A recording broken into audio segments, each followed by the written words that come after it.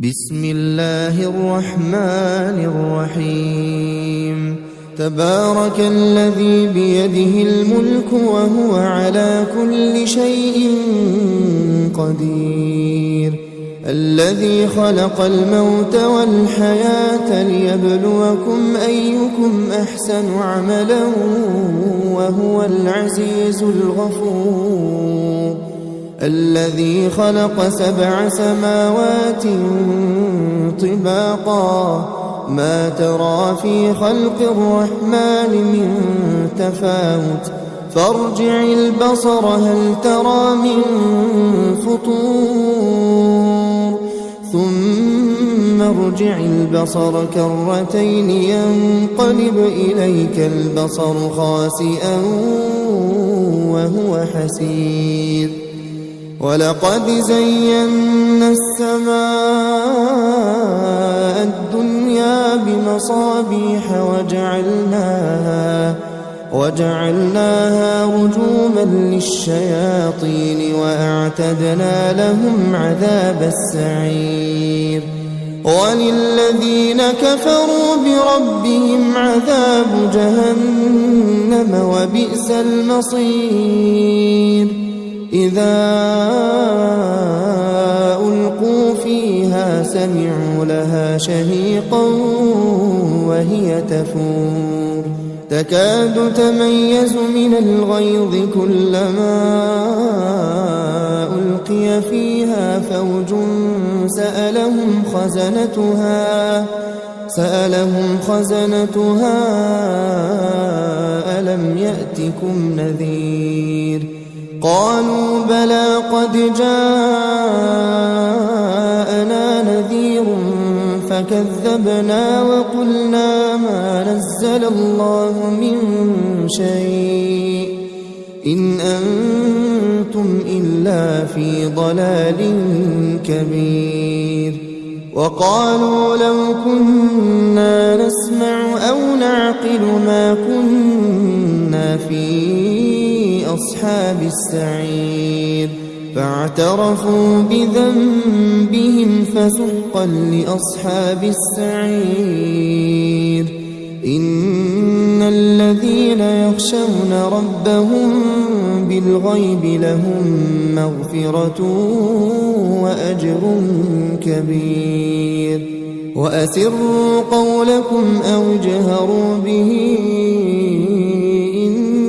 إنه عليم بذات الصدور ألا يعلم من خلق وهو اللطيف الخبير هو الذي جعل لكم الأرض ذلولا فامشوا في مناكبها وكلوا من رزقه وإليه النشور أأمنتم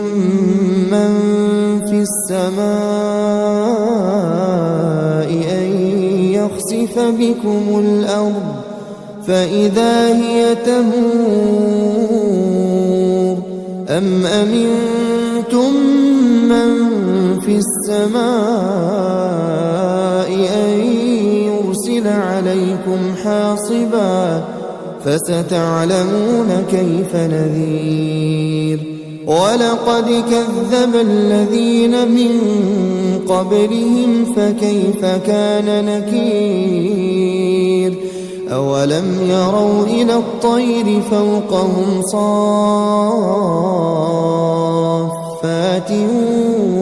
ويقبضن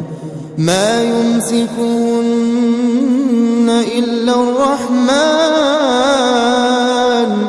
إنه بكل شيء بصير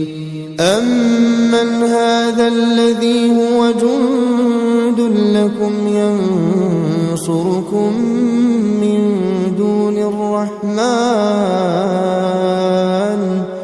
إن الكافرون إلا في غرور أمن هذا الذي يرزقكم إن أمسك رزقه بل لجوا في عتو ونفور أفمن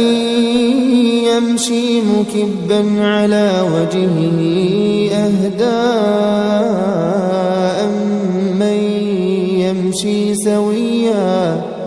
أمن